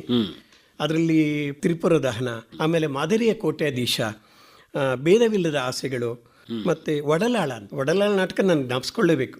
ಈ ಕೇಂದ್ರದಲ್ಲಿ ಸುಮಾರು 3 ದಿನ ನಾವು ರೆಕಾರ್ಡಿಂಗ್ ಮಾಡಿದೆ. ಒಡಲಾಳದಲ್ಲಿ ಒಂದು ಕಡಲೆಕಾಯಿ ಸಿಪ್ಪೆ ಸುಲಿಯೋ ಎಫೆಕ್ಟು ಬರ್ಲಿಕ್ಕೇನೆ ಅರ್ಧ ದಿನ ನಾವು ಒಡಲಾಳ ಬಹಳ ಅದ್ಭುತವಾದ ಡ್ರಾಮಾ. ಬಿಂದು, ಹೀಗೆ ಸಾಕಷ್ಟು ನಾಟಕಗಳನ್ನ ಮಾಡಿದ್ವಿ. ಆ ನಾಟಕಗಳು ಬರ್ತಿದ್ದ ಸಂದೇಶಗಳು ನಮ್ಮ ಬದುಕಿನಲ್ಲಿ ಅಳವಡಿಸ್ಕೊಳ್ಳೋಕ್ಕೆ, ಆ ಸಾಮಾಜಿಕ ಮೌಲ್ಯಗಳನ್ನ ತಿಳಿಸೋದಕ್ಕೆ ನಾಟಕಗಳು ಬಹಳ ಸಹಾಯಕಾರಿ ಆಯಿತು. ಜೊತೆಗೆ ನಮಗಿಲ್ಲಿ ನಾಟಕಕ್ಕೆ ಬಂದಾಗ ಎಂತೆಂಥ ಪ್ರಸಿದ್ಧ ಕಲಾವಿದರನ್ನ ಭೇಟಿ ಮಾಡಲಿಕ್ಕೆ ನಮಗಿಲ್ಲ ಅವಕಾಶ ಆಯಿತು. ಬಹಳ ಹಿರಿಯ ಕಲಾವಿದರು, ಅವ್ರನ್ನೆಲ್ಲ ನಾವಿಲ್ಲಿ ಭೇಟಿ ಮಾಡಿದ್ವಿ. ಆಮೇಲೆ ನಾನು ಕಲಾ ಸಂಘದಲ್ಲಿದ್ನಲ್ಲ, ನಾನು ಯಾವುದೇ ಒಂದು ಮುಖ್ಯ ಅತಿಥಿಗಳನ್ನ ಆಹ್ವಾನಿಸಬೇಕು ಅಂತಂದ್ರೆ ಇವರೆಲ್ಲರೂ ಒಡನಾಟ ನನಗೆ ಕಲಾ ಸಂಘಕ್ಕೂ ಹೆಲ್ಪ್ ಆಯಿತು. ದೂರದರ್ಶನದ ಕೆಲವು ದಿಗ್ಗಜರನ್ನ ಭೇಟಿ ಆಡ್ಲಿಕ್ಕೆ ಅವಕಾಶ ಆಯಿತು. ಇಲ್ಲಿ ನಮ್ಮ ಜೊತೆಗೆ ಪಾಲ್ಗೊಂಡಿದ್ದವರ ಹೆಸರನ್ನ ನಾನು ಸ್ಮರಿಸೋದಾದ್ರೆ, ರಾಜಾರಾಮ್ ಅವರು, ರಾಘವೇಂದ್ರ ಅವರು ಅಂದರೆ ನಮ್ಮ ಅಶ್ವಥ್ ಇದಾರಲ್ಲ, ಅವರ ಅಣ್ಣನೋ ಅಥವಾ ಏನೋ ಇರಬೇಕಂತ ಅನಿಸುತ್ತೆ, ನನಗೆ ಅಷ್ಟು ಸರಿಯಾಗಿ ಗೊತ್ತಿಲ್ಲ. ಅವರು ಮತ್ತೆ ಭಾರ್ಗವಿ ನಾರಾಯಣ್, ನಮ್ಮ ಮೇಕಪ್ಪ ನಾಣಿಯವರ ಶ್ರೀಮತಿಯವರು ಭಾರ್ಗವಿ ನಾರಾಯಣ್, ನಾವು ಅವರೆಲ್ಲ ಒಡಲಾಲ ನಾಟಕದಲ್ಲಿ ಮಾಡಿದ್ದು. ಶೋಭಾ ರಾಘವೇಂದ್ರ, ಆಮೇಲೆ ಸಂಜೀವ ಕುಲಕರ್ಣಿ ಅಂತ, ಸಂಜೀವ್ ಕುಲಕರ್ಣಿ ಅವರು ಇತ್ತೀಚೆಗಷ್ಟೇ ನಮ್ಮನ್ನ ಬಿಟ್ಟು ಅಗಲಿದ್ದಾರೆ. ಅವರು ನಾವು ಸಾಕಷ್ಟು ನಾಟಕಗಳಲ್ಲಿ ಅಭಿನಯಿಸಿದ್ವಿ. ರಾಧಾ ರಾಮಚಂದ್ರ, ಶ್ರೀನಾಥ್ ಅಂತ ಅವರು ನಮ್ಮ ಬ್ಯಾಂಕ್ನಲ್ಲಿ ಉದ್ಯೋಗ ಮಾಡ್ತಾ ಇದ್ದಾರೆ. ಹಿರಿಯ ಕಲಾವಿದರನ್ನ ಭೇಟಿ ಮಾಡಲಿಕ್ಕೆ ಒಂದು ಅಪೂರ್ವವಾದ ಅವಕಾಶ ನನಗೆ ಆಕಾಶವಾಣಿಯಲ್ಲಿ ಸಿಕ್ತಲ್ಲ. ಈಗ ನಾಟಕಗಳಲ್ಲಿ ಭಾಗವಹಿಸುವಾಗ ಒಂದೇನೋ ವಿಶೇಷವಾದಂತಹ ಡೈಲಾಗ್ನೋ ಅಥವಾ ಯಾವುದೋ ಒಂದು ಪಾತ್ರದ ನೆನಪು ಅಚ್ಚಳಿಯದಿರುತ್ತೆ. ಇದೀಗ ತಾವು ಒಡಲಾಳದ ಒಂದು ಕಥೆಯನ್ನು ಹೇಳ್ತಿದ್ರಲ್ಲ, ಆ ರೀತಿ ತಿದ್ದುಕೊಳ್ಳೋಕ್ಕೆ ಇನ್ನೊಬ್ಬರಿಂದ ಒಂದು ಸಲಹೆ ಸೂಚನೆಗಳು ಅಥವಾ ನಿರ್ದೇಶಕರು ಇನ್ನೂ ಹೀಗೆ ಮಾಡಿ ಅಂತೇಳಿ ನಿಮ್ಮನ್ನು ತಿದ್ದೋದಿದೆಯಲ್ಲ, ಆ ಸಂದರ್ಭಗಳು ಅದ್ರ ಬಗ್ಗೆ ಹೇಳಿ. ಖಂಡಿತ ತಿದ್ದುಪಡಿ ಅಂತ ಹೇಳಿದ್ರಲ್ಲ, ಆಕಾಶವಾಣಿ ನಾಟಕಗಳಲ್ಲಿ ಸಾಕಷ್ಟು ನಾಟಕಗಳಲ್ಲಿ ಪೊಲೀಸ್ ಪಾತ್ರದಲ್ಲಿ ಅಥವಾ ಒಂದು ಸಾಮಾಜಿಕ ನಾಟಕಗಳಲ್ಲಿ ಭಾಗವಹಿಸ್ತೀನಿ. ನಾವು ಆಕಾಶವಾಣಿಯಲ್ಲಿ ನಾಟಕಗಳು ಬಂದಾಗ ತಾವು ಹೇಳಿದಾಗೆ ಕಲ್ತಿದ್ದು ಬಹಳ ಇದೆ ನೋಡಿ. ಇಲ್ಲಿ ಆಕಾಶವಾಣಿಯಲ್ಲಿ ಧ್ವನಿ ಮುದ್ರಣ ಆಗಬೇಕಾದ್ರೆ ನಮ್ಮ ಆಕಾಶವಾಣಿಯವರು ನಾಟಕದ ಒಂದು ಸ್ಕ್ರಿಪ್ಟ್ ಅನ್ನು ಕೊಡ್ತಾ ಇದ್ರು. ಆ ಸ್ಕ್ರಿಪ್ಟ್ ನಾವು ಕೈಲಿ ಇಟ್ಕೊಳ್ಳೋದು ಕೂಡ ಒಂದು ಕಲೆ, ಗೊತ್ತಾಯ್ತಾ. ಆಮೇಲೆ ಧ್ವನಿಯಲ್ಲಿ ಮಾಡ್ತಕ್ಕಂಥ ಏರಿಳಿತಗಳು, ಆಮೇಲೆ ನಾವು ಬಳಸ್ತಕ್ಕಂಥ ಭಾಷೆ, ಪದಗಳು ನೋಡಿ. ಮಾತು ಬಲ್ಲವನಿಗೆ ಜಗಳವಿಲ್ಲ, ಊಟ ಬಲ್ಲವನಿಗೆ ರೋಗವಿಲ್ಲ ಅಂತ ಒಂದು ಹೇಳ್ತಾರೆ. ಹಾಗೆ ನಮಗೆ ಭಾಷಾ ಸ್ಪಷ್ಟತೆ ಆಗಲಿ, ಆಕಾಶವಾಣಿ ಒಂದರಲ್ಲೇನೆ ಯಾವುದೇ ದ್ವಂದ್ವಾರ್ಥ ಇಲ್ಲದೆ ಸ್ಪಷ್ಟವಾದ ಸಂಭಾಷಣೆ ಮೂಡಿ ಬರ್ತಾ ಇದ್ದಿದ್ದು ಅಂತಂದ್ರೆ ಆಕಾಶವಾಣಿ ಒಂದೇ ಕೇಂದ್ರ. ಅದು ನಮ್ಮ ನಿತ್ಯದ ಬದುಕಿನಲ್ಲಿ ಅಳವಡಿಸ್ಕೊಳ್ಳೋದಕ್ಕೆ ನಮ್ಗೆ ಬಹಳ ಅಂದ್ರೆ ಬಹಳಷ್ಟು ಸಹಾಯ ಆಯಿತು. ರಾಗಸಂಗಮ ಒಂದು ಶ್ರೋತೃಗಳ ಸಂಗಮ ಆಯ್ತು. ಒಂದು ಶೀರ್ಷಿಕೆಗಳನ್ನ ಆಧರಿಸಿ ಮಾಡ್ತಕ್ಕಂಥ ಒಂದು ಕಾರ್ಯಕ್ರಮ. ಅದರಲ್ಲಿ ನಾನು ಸಾಕಷ್ಟು ಒಂದು 50-60 ಕಾರ್ಯಕ್ರಮಗಳನ್ನ ಕೊಟ್ಟೆ. ಕೋಗಿಲೆ, ಬದುಕು, ಕಣ್ಣು, ನಿಸರ್ಗ, ಮಗು, ಒಲವು, ತಾಯಿ, ಈ ಥರದ ಬಗ್ಗೆ. ಅದು ರಾಗಸಂಗಮ ಕೊಡುವಾಗ ಆಕಾಶವಾಣಿಲಿ ಒಂದು ಪರಿಪಾಠ ನಡೀತಾ ಇತ್ತು. ಯಾವುದೇ ಕಾರ್ಯಕ್ರಮ ಪ್ರಸಾರ ಆದರೆ ಅದಕ್ಕೆ ಶ್ರೋತೃಗಳು ಪತ್ರ ಬರೆಯೋರು. 50-60-70 ಪತ್ರಗಳು ಬರ್ತಾ ಇತ್ತು. ಕೋಗಿಲೆಯ ಬಗ್ಗೆ ಕೊಟ್ಟಿದ್ದಾರೆ, ಬದುಕಿನ ಬಗ್ಗೆ ಕೊಡಲಿ, ಕುಂಕುಮದ ಬಗ್ಗೆ ಕೊಡಲಿ, ಅವು ಒಂದು ಸಂದೇಶವನ್ನು ಸಾರ್ತಾ ಇದ್ವು ಸರ್. ಒಂದು ಭಾಗ್ಯಜ್ಯೋತಿಲಿ ಒಂದು ಹಾಡಿದೆ, ಹಣೆಯಲ್ಲಿ ಕುಂಕುಮ ಕರಗಿದೆ, ಏನೇನು ಕಥೆಯ ಹೇಳುತ್ತಿದೆ ಅಂತ. ಹೆಣ್ಣಿನ ಹಣೆಯಲ್ಲಿ ಕುಂಕುಮ ಯಾವುದೋ ಒಂದು ವಿಚಾರಕ್ಕೆ. ಈಗ ನೋಡಿ, ಈಗ ಉರಿ ಬಿಸಿಲು ಸಮ್ಮರ್, ಇಲ್ಲಿ ಬರುವಾಗ ಆ ಬೆವರ ಹನಿ ಕುಂಕುಮ ಹೋಗಿರ್ಬೋದು, ಹೊರಗಿನವ್ರು ನೋಡ್ತಾರೆ, ಅಯ್ಯೋ ಹೆಣ್ಣಿನ ಹಣೆಯಲ್ಲಿ ಕುಂಕುಮ ಇಲ್ಲ, ಏನಾಗಿದೆಯೋ ಏನೋ, ಇಲ್ಲದ ಅರ್ಥಗಳೆಲ್ಲ ಬಿಂಬಿಸುತ್ತೆ. ಹಾಗೆ ಬದುಕಿನ ಬಗ್ಗೆ ಕೊಟ್ಟಿದೆ. ಬದುಕು ನೋಡಿ, ನಮ್ಮ ಜೀವನದಲ್ಲಿ ಸಾಕಷ್ಟು ಏರುಪೇರುಗಳಾಗುತ್ತೆ. ಕಷ್ಟ, ಸುಖ, ನೋವು, ನಲಿವು, ಈ ಥರದ್ದು ಏರಿಳಿತಗಳಾಗೇ ಇರುತ್ತೆ. ಇದೆಲ್ಲವೂ ಕೂಡ ನಮ್ಮ ಕವಿ ಎಷ್ಟು ಅದ್ಭುತವಾಗಿ ಗೀತೆಗಳಲ್ಲಿ, ಸಾಮಾನ್ಯವಾಗಿ ಚಲನಚಿತ್ರ ಗೀತೆಗಳನ್ನ ದೃಶ್ಯಕ್ಕೆ ಸಂಬಂಧಪಟ್ಟ ಹಾಗೆ ಮಾತ್ರ ಬಿಂಬಿಸಿರ್ತಾರೆ. ಆದರೆ ಅದು ನಮ್ಮ ನಿತ್ಯ ಬದುಕಿನಲ್ಲಿ ಬಹಳ ಹಾಸುಹೊಕ್ಕಾಗಿ ನಮ್ಗೆ ಯಾವುದೋ ಒಂದು ರೀತಿಯ ಸಂದೇಶವನ್ನು ಸಾರುತ್ತವೆ, ಪಾಠವನ್ನು ಕಲಿಸುತ್ತೆ. ನೋಡಿ, ಬದುಕಿನ ಏರಿಳಿತಗಳ ಬಗ್ಗೆ ಈ ನಗುನಗುತ್ತಾ ನಲಿ ಏನೇ ಆಗಲಿ, ಎಲ್ಲ ದೇವನ ಕಲೆ ಎಂದೇ ನೀತಿಲಿ, ಎಂತಹ ಅದ್ಭುತವಾದ ಒಂದು 5 ನಿಮಿಷದ ಸಂಭಾಷಣೆ ಅಥವಾ ಒಂದು ಯಾರಿಗಾದ್ರೂ ಬೋಧನೆ ಮಾಡೋಕ್ಕಿಂತ ಮೊದಲು 5 ನಿಮಿಷ ಮನೋರಂಜನೆ ಗೀತೆಯಾಗಿ ಹಾಡಿ ಅದರಲ್ಲೊಂದು ಸಂದೇಶ ತಲುಪಿಸೋದಿದೆಯಲ್ಲ, ನಮ್ಮ ಹಿರಿಯ ಕವಿಗಳ ಅದೊಂದು ದೊಡ್ಡ ಅಪೂರ್ವವಾದ ಸಾಧನೆ. ಅದನ್ನ ಕುರಿತಾಗಿ ನಾನು ಸಾಕಷ್ಟು ಕಾರ್ಯಕ್ರಮಗಳು ಮಾಡಿದೆ, ಬಹಳ ಮೆಚ್ಚುಗೆನ. ಈಗ ಈ ಚಿತ್ರಗೀತೆಗಳ ಮೂಲಕವಾಗಿ ಒಂದು ವಿಚಾರವನ್ನು ಹೇಳೋದು ಅದು ಸುಲಭವಾಗಿ ಜನರಿಗೆ ಕೂಡ ತುಂಬ ಹಿಡಿಸ್ತದೆ. ಯಾಕಂದರೆ ಚಿತ್ರಗೀತೆ ಬಹಳ ಒಂದು ಜನಪ್ರಿಯ ಮಾಧ್ಯಮ. ಅದರ ಮೂಲಕವಾಗಿ ವಿಚಾರಗಳನ್ನು ನಾವು ಜನರಿಗೆ ತಲುಪಿಸೋದು, ನೈತಿಕವಾಗಿ ಅವರನ್ನು ಸ್ವಲ್ಪ ಇನ್ನೂ ದೃಢವನ್ನಾಗಿ ಮಾಡೋದು. ಖಂಡಿತ. ಈಗ ಆಕಾಶವಾಣಿ ಆಗಿನಿಂದನೂ ಈಗಿನವರೆಗೂ ಕೂಡ ಬೇರೆ ಬೇರೆ ಸಂದರ್ಭಗಳಲ್ಲಿ ವಿಶೇಷವಾದಂಥ ಕಾರ್ಯಕ್ರಮಗಳನ್ನು ಮಾಡ್ತಾ ಬಂದಿದೆ ಮತ್ತು ಶ್ರೋತೃಗಳ ಸಮ್ಮುಖದಲ್ಲಿ ಕೂಡ ಕೆಲವು ಕಾರ್ಯಕ್ರಮಗಳನ್ನು ಮಾಡ್ತಾ ಬಂದಿದೆ. ಅದು ಕೆಲವು ಕಾರ್ಯಕ್ರಮಗಳನ್ನು ಮಾಡಿದಾಗ ನಮ್ಮ ಶ್ರೋತೃಗಳ ಜೊತೆಗೆ ಒಳ್ಳೆಯ ಒಂದು ಒಡನಾಟವನ್ನು ಇನ್ನೂ ಸ್ವಲ್ಪ ಹತ್ತಿರ ಅವರನ್ನು ಮಾಡ್ಕೋಬೇಕಂತಂದಾಗ ಅವ್ರನ್ನ ಒಂದು ಕಡೆ ಕರೆಸೋದು, ಒಂದು ಕಡೆ ಸೇರಿಸೋದು, ಅದೆಲ್ಲ ಆಗತ್ತೆ ಶ್ರೋತೃಗಳ ಸಮ್ಮುಖದಲ್ಲಿ ಅಂತೇಳಿ. ಆ ರೀತಿ ಕಾರ್ಯಕ್ರಮಗಳಲ್ಲಿ ಅದು ನಡೆದಿದ್ದು ನಿಮಗೆ ನೆನಪಿದೆಯಾ? ಅಥವಾ ಬೇರೆ ಏನಾದರೂ ವಿಶೇಷ ಕಾರ್ಯಕ್ರಮಗಳು ಯುಗಾದಿ ವಿಶೇಷ ಸಂದರ್ಭಗಳಲ್ಲಿ ಆಗಿರ್ಬೋದು? ಖಂಡಿತ ನೆನಪಿದೆ. ಅಯ್ಯೋ, ಆಕಾಶವಾಣಿಯ ಕಾರ್ಯಕ್ರಮಗಳು ಚೈತ್ರ ಪಲ್ಲವ, ನಿಸರ್ಗ ಸಂಧಾನ ಅಂತೂ ನಮ್ಮ ಪ್ರಕೃತಿಯ ಬಗ್ಗೆ ನಮಗಿರಬೇಕಾದಂಥ ಕಾಳಜಿ, ಎಷ್ಟು ಸ್ವಚ್ಛತೆ, ಜೊತೆಗೆ ಚೈತ್ರ ಪಲ್ಲವ ಅಂತ ಒಂದು ಅಮೋಘವಾದ ಕಾರ್ಯಕ್ರಮವನ್ನು ಆಕಾಶವಾಣಿಯವರು ಮಾಡಿದರು. ಎಲ್ಲ ಹಿರಿಯ ಕವಿಗಳ ಗೀತೆಗಳನ್ನ ಸಂಗ್ರಹಿಸಿ ನಮ್ಮ ಪ್ರಖ್ಯಾತ ಕಲಾವಿದರ ಕೈಲಿ ಹಾಡಿಸಿ ಸುಮಾರು 2 ಗಂಟೆಗಳ ಕಾರ್ಯಕ್ರಮವನ್ನು ಅವರು ಆಕಾಶವಾಣಿಯವರು ಮಾಡ್ತಾಯಿದ್ರು. ಒಂದು ಕಾಲಘಟ್ಟದಲ್ಲಿ ಆಕಾಶವಾಣಿ ಒಂದೇ ಮನರಂಜನೆಗೆ ಸೀಮಿತವಾಗಿತ್ತು. ಜೊತೆಗೆ ಆಕಾಶವಾಣಿಯಲ್ಲಿ ಮೂಡಿ ಬರ್ತಂಥ ಕಾರ್ಯಕ್ರಮಗಳು ಶೈಕ್ಷಣಿಕ, ಸಾಮಾಜಿಕ, ಕೃಷಿ, ಆರೋಗ್ಯ, ಮಕ್ಕಳಿಗೆ ಬಾಲಜಗತ್ತು ಅಂತ ಒಂದು ಕಾರ್ಯಕ್ರಮ ಮಾಡ್ತಾ ಇತ್ತು. ಪುಟಾಣಿ ಪ್ರಪಂಚ, ಅದರಲ್ಲೂ ಬಾಲಜಗತ್ತಲ್ಲಿ ನಾನು ನಮ್ಮ ಆಕಾಶವಾಣಿಯ ಹಿರಿಯ ಸಿಬ್ಬಂದಿಯವರನ್ನ ನೆನಪಿಸ್ಕೋಬೇಕಂತ ಹೇಳಿದ್ರೆ ನಿರ್ಮಲಾ ದೇವಿಯವರು ಸಾಕಷ್ಟು ಕಾರ್ಯಕ್ರಮಗಳನ್ನ ಅವರು, ಅದು ಮಕ್ಕಳಿಗೆ ಸೀಮಿತವಾದ ಕಾರ್ಯಕ್ರಮಗಳು. ಆವಾಗಲೇ ನಾವು ಶಾಲಾ ದಿನಗಳಲ್ಲಿ ಆಕಾಶವಾಣಿ ಕಾರ್ಯಕ್ರಮಗಳು ಕೇಳ್ತಾ ಇದ್ವಿ. ಗಿಳಿಬಿಂಡು ಶಾಲಾ ದಿನಗಳಲ್ಲಿ ನಾನು ತಾಳ್ಯದಲ್ಲಿ ರೂರಲ್ ಹೈಸ್ಕೂಲಲ್ಲಿ ಓದಿದ್ದು. ಅಲ್ಲಿ ನಮಗೆ ಪ್ರತಿನಿತ್ಯ ಒಂದು ಕ್ಲಾಸ್ 3/4 ಗಂಟೆ ಕಾರ್ಯಕ್ರಮ ಆಗ್ತಿತ್ತು. ಆಕಾಶವಾಣಿ ಹಾಕ್ಬಿಟ್ಟು ಅದ್ರ ಮುಖಾಂತರ ಪಾಠ ಪ್ರವಚನಗಳನ್ನ ನಮ್ಗೆ ಹೇಳ್ತಾ ಇದ್ರು. ಅಲ್ಲಿಂದ ನಮ್ಗೆ ಆಕಾಶವಾಣಿಯ ಬಗ್ಗೆ ಒಲವು. ಆಮೇಲೆ ನಂತರದಲ್ಲಿ ನಾವು ಆಕಾಶವಾಣಿಲಿ ಧ್ವನಿ ಪರೀಕ್ಷೆ ಪಾಸಾಗಿ ನಾಟಕದಲ್ಲಿ ಅಭಿನಯಿಸಕ್ಕಂಥ ಒಂದು ಅವಕಾಶ ಸಿಕ್ತು. ಆಕಾಶವಾಣಿಯಲ್ಲಿ ಅವಾಗ ಕ್ರಿಕೆಟ್ ಬಗ್ಗೆ ಈಗೆಲ್ಲ ಟಿವಿಲಿ ನೋಡ್ತಾರೆ, ಕ್ರಿಕೆಟ್ ಕಾಮೆಂಟ್ರಿ ಅದೆಲ್ಲ ನಾವು ಆಕಾಶವಾಣಿಯಲ್ಲೇ ಕೇಳ್ತಾ ಇದ್ದಿದ್ದು. ಅವಾಗೆಲ್ಲ ಬೋರ್ಡ್ ಮೇಲೆ ಬರೆಯೋರು ಭಾರತದ ಬ್ಯಾಟಿಂಗ್ ವಿವರಗಳು, ಯಾರು ಔಟ್ ಆದ್ರು, ಎಷ್ಟು ವಿಕೆಟ್ ಹೋಯ್ತು ಅನ್ನೋದ್ರ ಬಗ್ಗೆ ಅದೇ ಹೇಳ್ತಾ ಇದ್ರು. ಆಮೇಲೆ ಇನ್ನೊಂದು ಆಕಾಶವಾಣಿಯನ್ನು ನೆನಪಿಸ್ಕೊಳ್ಬೇಕು ಅಂತ ಹೇಳಿದ್ರೆ, ಆಕಾಶವಾಣಿಯ ಯಾವುದೇ ಕಾರ್ಯಕ್ರಮ ಪ್ರಸಾರ ಆಗಬೇಕಾದ್ರೆ ವಾರದ ಪ್ರಾರಂಭದಲ್ಲಿ ಅಂತ ಹೇಳಿದ್ರೆ ಶನಿವಾರ ಭಾನುವಾರದಲ್ಲಿ ಪಕ್ಷಿ ನೋಟ ಅಂತ ಬರೋದು. ಆ ಪಕ್ಷಿ ನೋಟದಲ್ಲಿ ವಾರಾಂತ್ಯದಲ್ಲಿ ಮೂಡಿ ಬರ್ತಕ್ಕಂಥ ಕಾರ್ಯಕ್ರಮಗಳ ಬಗ್ಗೆ ವಿವರ, ಅದರಲ್ಲಿ ನಾವು ಬಹಳ ಕುತೂಹಲಘಟ್ಟದಲ್ಲಿ ನಾವು ಎದುರು ನೋಡ್ತಾ ಇದ್ದಿದ್ದು ಅಂದ್ರೆ ಚಲನಚಿತ್ರ ಧ್ವನಿವಾಹಿನಿ. ಶನಿವಾರ ಮತ್ತೆ ಭಾನುವಾರ ಚಲನಚಿತ್ರ ಧ್ವನಿವಾಹಿನಿ, ಹಳೆಯ ಚಲನಚಿತ್ರ ಧ್ವನಿವಾಹಿನಿ, ಅದು ಒಂದೇ ನಮಗೆ ಮನರಂಜನೆ. 1.5 ಗಂಟೆ 2 ಗಂಟೆ ಪ್ರಸಾರ ಮಾಡ್ತಾ ಇದ್ರು. ಸ್ವಲ್ಪ 3 ಗಂಟೆ ಅವಧಿ ಆಗ್ತಾ ಇರಲಿಲ್ಲ, 1.5 ಗಂಟೆ 2 ಗಂಟೆ, ಅದೇ ನಮಗೊಂದು ಮನರಂಜನೆ ಆಗಿರ್ತಿತ್ತು. ಆ ಚಲನಚಿತ್ರ ಧ್ವನಿವಾಹಿನಿಗೆ ನಾವು ವಾರಾಂತ್ಯಕ್ಕೆ ಕಾಯ್ತಾ ಕೂತ್ಕೊಳ್ತಾ ಇದ್ವಿ. ಅಂದ್ರೆ ಈಗ ಇಡಿಯಾಗಿ ಸಿನಿಮಾ ನೋಡ್ಲಿಕ್ಕೆ ಹೋಗಕ್ಕೆ ಆಗದೆ ಹೋದ್ರು ರೇಡಿಯೋ ಮೂಲಕವಾಗಿ ನಾವು ಮನೋರಂಜನೆ ಪಡೆಯೋದು. ಇನ್ನೊಂದು ಏನಂದ್ರೆ ಕೆಲವು ಸಿನಿಮಾಗಳು ತುಂಬಾನೇ ನಮಗೆ ಬಹಳ ಪ್ರಭಾವ ಬೀರಿರ್ತವೆ. ಮತ್ತೆ ಮತ್ತೆ ಆ ಸಿನಿಮಾ ನೋಡ್ಲಿಕ್ಕೆ ಹೋಗಕ್ಕೆ ಆಗ್ತಿರಂಗಿಲ್ಲ. ಒಂದ್ಸಲ ಒಂದು ಸಿನಿಮಾ ಬಂದ್ರೆ ಅದು ಮತ್ತೆ ನಮ್ಮ ಕೈಗೆ ಸಿಗ್ತಿರ್ಲಿಲ್ಲ. ಹಾಗಾಗಿ ಆಕಾಶವಾಣಿ ಮೂಲಕ ಬರುವಂಥದ್ದು ಆ ಚಲನಚಿತ್ರ ಧ್ವನಿವಾಹಿನಿಯನ್ನು ಕೇಳಿ ಆ ಮತ್ತು ಸಿನಿಮಾ ನೋಡುವಂಥ ಒಂದು ಅನುಭವನ ಪಡಿತಿದ್ದು. ಸಿನಿಮಾ ನೋಡುವ ಅನುಭವ ಜೊತೆಗೆ ಸಾಮಾಜಿಕ ಪರಿವರ್ತನೆ, ಜನ ಅದನ್ನು ತಮ್ಮಲ್ಲಿ ಅಳವಡಿಸ್ಕೊಂಡಿದ್ರು. ಇಲ್ಲಿ ಆಕಾಶವಾಣಿಯಲ್ಲಿ ರೇಡಿಯೋ ನಾಟಕಗಳಲ್ಲಿ ಭಾಗವಹಿಸುವವರಾಗಿ ಹೊರಗಡೆ ನೀವು ಇನ್ನೊಂದು ನಾಟಕ ನೋಡ್ಲಿಕ್ಕೆ ಹೋಗ್ತಿದ್ರಿ ಅಂತ ಅನ್ಕೊಳ್ಳೋಣ. ಅವಾಗ ಏನು ಯೋಚನೆ ಮಾಡ್ತಿದ್ರಿ ರೇಡಿಯೋ ನಾಟಕ ಕಲಾವಿದನಾಗಿ? ವೇದಿಕೆ ಮೇಲೆ, ರಂಗಭೂಮಿ ಮೇಲೆ ನೋಡುವ ನಾಟಕಗಳು ಆಕಾಶವಾಣಿಯಲ್ಲಿ ಮೂಡಿಬರ ನಾಟಕಗಳಿಗೂ ಬಹಳ ಅಜಗಂತರ ವ್ಯತ್ಯಾಸ ಇದೆ. ಆಕಾಶವಾಣಿಯಲ್ಲಿ ನಾವು ಏನೇ ಮಾಡಿದ್ರು ಧ್ವನಿ ಮುಖಾಂತರ ಮಾತ್ರ ನಾವು ಧ್ವನಿಯೆಲ್ಲ ಏರಿಳಿತಗಳನ್ನ ಮಾಡಿ ಶ್ರೋತೃಗಳು ಮನಮುಟ್ಟ ಹಾಗೆ ಮಾಡಿ ಮತ್ತೆ ಇನ್ನೊಂದು ನಾಟಕವನ್ನು ಪ್ರಸಾರ ಮಾಡಿ ಅಂತ ಶ್ರೋತೃಗಳಿಂದ ಕೇಳೋದಿದೆಯಲ್ಲ, ಅದು ಬಹಳ ಸೌಭಾಗ್ಯ. ಆಮೇಲೆ ಸೌಭಾಗ್ಯ ಒಂದೇ ಅಲ್ಲ, ಅದು ಬಹಳ ಸಾಹಸದ ಕೆಲಸ. ಯಾಕಂದ್ರೆ ಧ್ವನಿ ಮೂಲಕ ನಾವು ಶ್ರೋತೃಗಳನ್ನ ಮುಟ್ಟೋದಿದೆಯಲ್ಲ, ಕ್ಲಿಷ್ಟಕರವಾದ ಕೆಲಸ. ಅದೇ ನೀವು ಹೇಳಿದ್ರಿ ರಂಗಭೂಮಿಯಲ್ಲಿ ನಾಟಕಗಳು ನೋಡಿದ ಅನುಭವ ಹೇಗೆ ಅಂತ. ರಂಗಭೂಮಿನಲ್ಲಿ ನಮ್ಮ ಜೊತೆಗೆ ಸಹಸ್ರಾರು ಜನ ನಾಟಕಗಳು ನೋಡ್ತಾ ಇರ್ತಾರೆ. ರಂಗಭೂಮಿ ಮೇಲೆ ನಾಟಕಕಾರರು ನಾಟಕವನ್ನು ಅಭಿನಯಿಸ್ತಾ ಇರ್ತಾರೆ.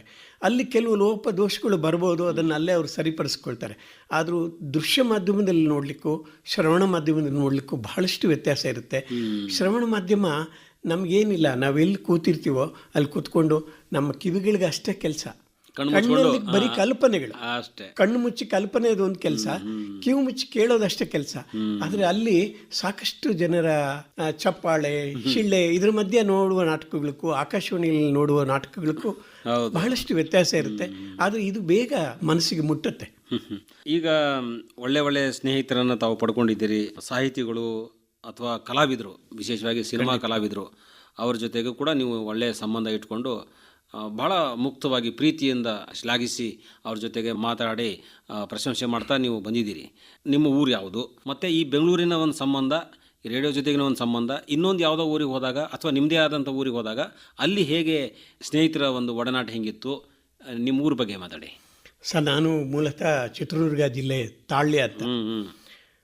ತಾಳ್ಯದಲ್ಲಿ ನಾನು ನನ್ನ ರೂರಲ್ ಹೈಸ್ಕೂಲೆಲ್ಲ ಓದಿದ್ದಲ್ಲೇ. ನಾನು ಶಾಲಾ ದಿನಗಳಲ್ಲೇ ನಾಟಕಗಳಲ್ಲಿ ಅಭಿನಯಿಸ್ತಾ ಇದ್ದೆ ನಾನು. ಅದರಲ್ಲಿ ನಮಗೆ TS ಕೃಷ್ಣಮೂರ್ತಿ ಇಟ್ಟಿದ್ರು. ಆವಾಗಲೇ ನಾವು 8, 9, 10ನೇ ಕ್ಲಾಸಲ್ಲಿ ಸತತವಾಗಿ ನಾಟಕಗಳನ್ನ ಮಾಡ್ತಾಯಿದ್ವಿ. ಆವಾಗ ನಾಟಕಗಳ ರೀತಿ ನೀತಿಗಳನ್ನ, ನಾಟಕದ ತೆರೆಮರೆ ಹಿಂದೆ ಏನೇನು ಇರಬೇಕು ಅನ್ನೋದನ್ನೆಲ್ಲ ಅವ್ರು ಬಹಳ ಚೆನ್ನಾಗಿ ನಮ್ಗೆ ಹೇಳ್ಕೊಟ್ಟಿದ್ರು. ಅಲ್ಲೊಂದು ನಾಟಕ ಮಾಡಿದ್ವಿ. ಅಲ್ಲಿ ನಾಟಕದೊಳಗೆ ನನಗೆ ಹೋಟೆಲ್ ಮಾಲಿ ಕೆಲಸ.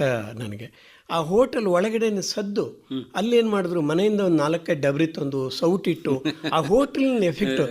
ಆ ಕಾಲಘಟ್ಟದಲ್ಲಿ 8, 9ನೇ ಕ್ಲಾಸಿಂದನೇ ನಮಗೆ ನಾಟಕದ ಅಭಿನಯಗಳು ಹೇಗಿರಬೇಕು, ನಾಟಕದ ತೆರೆ ಮೆರೆ ಹಿಂದೆ ಏನೇನು ಅದಕ್ಕೆ ನಾವು ಮೂಡ್ ಬರಬೇಕು ಅಂತ ಅನ್ನೋದನ್ನೆಲ್ಲ ಆ ನಾಟಕದಲ್ಲಿ ಒಂದು ಪ್ರಪ್ರಥಮವಾದ ಪಾಠ ಹೇಳ್ಕೊಡೋದು ಹಾಗೆ. ಮುಂದೆ ಯಾವ ನಾಟಕ ನೋಡ್ಲಿಕ್ಕೆ ಕೂತಿದಾರಲ್ಲ ಅವ್ರು ಯಾರು ನೀವು ನೋಡಬೇಡಿ, ಯಾರು ನನ್ನ ಮುಂದೆ ಕೂತಿಲ್ಲ ಅಂತ ನೀವು ಪರಿಭಾವಿಸಿ, ನಿಮ್ಮ ಅಭಿನಯ ನೀವು ಮಾಡಿ ಅಂತ ಹೇಳ್ತಾರೆ. ಕಾರಣ ಯಾಕೆ ಅಂತ ಹೇಳಿದ್ರೆ ಚಂಚಲತೆ ಇರಬಾರ್ದು ಅಂತ, ನಾಟಕದಲ್ಲಿ ಏಕಾಗ್ರತೆ ಇರಬೇಕು, ಅಭಿನಯದಲ್ಲಿ ತಲ್ಲೀನರಾಗಬೇಕು ಅಂತ. ಹಾಗಾಗಿ ರೇಡಿಯೋ ಕೇಳೋ ಅಭ್ಯಾಸ ಇದ್ದವರಿಗೆ ಕಲ್ಪನೆ ಮಾಡೋಕ್ಕೂ ಅವಕಾಶ ಸಿಗುತ್ತೆ, ಮತ್ತು ಇನ್ನೊಬ್ರು ಯಾರು ಅವ್ರನ್ನ ಡಿಸ್ಟರ್ಬ್ ಮಾಡಲ್ಲ. ಖಂಡಿತ ಕಣ್ಣು ಮುಚ್ಕೊಂಡು ಆಮೇಲೆ ವೈಯಕ್ತಿಕವಾಗಿ ಒಂದ್ ಕಡೆ ಕೂತ್ಕೊಂಡು ಕೂಡ ರೇಡಿಯೋ ಕೇಳಬಹುದು. ತಂತ್ರಜ್ಞಾನದ ಅಭಿವೃದ್ಧಿ ಜೊತೆಗೆ ತಾವು ಆವಾಗನೂ ನೋಡಿದಿರಿ, ಈಗೂ ಬಂದಿದ್ದೀರಿ. ಹೌದು. ಏನ್ ಅನ್ಸುತ್ತೆ ನೋಡಿ, ಈಗ ತಂತ್ರಜ್ಞಾನದ ಆವಿಷ್ಕಾರ ಇದೆ, ಆದರೂ ಕೂಡ ಆಕಾಶವಾಣಿ ಅಂದಿಗೂ ಪ್ರಸ್ತುತ ಮತ್ತು ಪ್ರಚಲಿತ. ಈಗಲೂ ಆಕಾಶವಾಣಿ ಜನಸ್ನೇಹಿಯಾಗಿದೆ. ನೋಡಿ, ಇಷ್ಟೆಲ್ಲ ಮಾಧ್ಯಮಗಳು ಬಂದರೂ ಕೂಡ ಆಕಾಶವಾಣಿಯ ಒಡನಾಟ ಯಾರಲ್ಲೂ ತಪ್ಪಿಲ್ಲ. ಈಗ ನೀವು ಎಲ್ಲಾದರೂ ಪ್ರಯಾಣ ಮಾಡಿದ್ರೆ, ನಿಮ್ಮ ಕಾರಿನಲ್ಲಿ ನೀವು ಪ್ರಯಾಣ ಮಾಡಬೇಕಾದ್ರೆ ನೀವು ಮೊರೆ ಹೋಗೋದೇ ಆಕಾಶವಾಣಿಗೆ. ಆಕಾಶವಾಣಿಯಲ್ಲಿ ಮೂಡಿ ಬರ್ತಕ್ಕಂಥ ಕಾರ್ಯಕ್ರಮಗಳು ಕೇಳ್ತೀರಾ, ಇಲ್ಲ FM ರೇಡಿಯೋದಲ್ಲಿ ಮೂಡಿ ಬರ್ತಕ್ಕಂಥ ಹಳೆಯ ಚಿತ್ರಗೀತೆಗಳನ್ನು ಕೇಳ್ತೀರಾ.